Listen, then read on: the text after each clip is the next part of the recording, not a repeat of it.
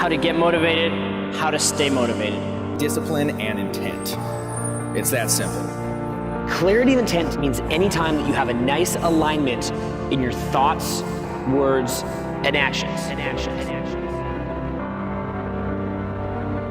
There are certain things that I do on a regular basis.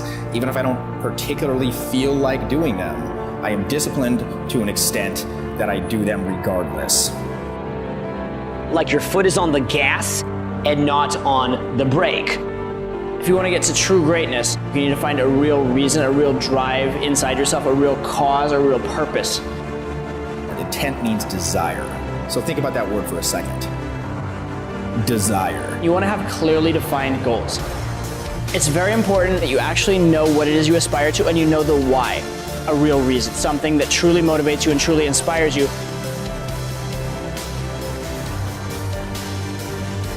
Without that, you're not going to have that same level of spark where you're going to think about it or work on it when you don't have to or above and beyond. It's not going to be forefront of your mind. I personally think of a wild tiger looking at a delicious gazelle off in the distance, and how that tiger is immediately and intrinsically motivated on a deep core and fundamental level to get it. While you have your foot down on the gas, what you also have is the brake going on. If you're clear in your intent, you're not thinking of all the bad things that could go wrong. So as long as you're in a promotion-oriented mindset, you're going to tend to do well. Right now, you're seeing the upside to doing it, and your foot is hard on the gas, not on the brake. True greatness, true mastery doesn't come from a little spurt of effort here or there. It comes from being truly dedicated and focused all the time, to the point that every little thing you see, you're relating to your field, or you're finding a way to come up with creative ways to improve. And that's intent. You feel it in your bone. Nothing on this planet is going to stop me. If you look at the people that are most successful in sports, there are a few that will come from rich backgrounds. But a vast majority of the people who excel athletically actually come from very poor backgrounds. But the thing is, that game or that sport is all they have. If you look at basketball, look at boxing, look at soccer, and that's because they don't have any other options.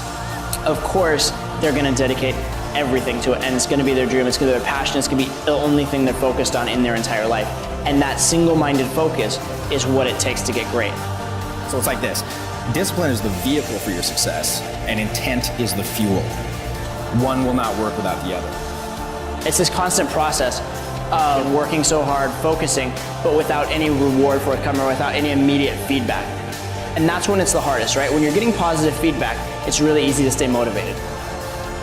If you want to apply getting a nice clarity in your intent, the best way that I know is to just start getting momentum with whatever you're doing. You want to be constantly challenging yourself, to be striving, to be doing something new, to be doing something that pushes yourself. You want to put yourself through that failure because it's the most real feedback you're going to get.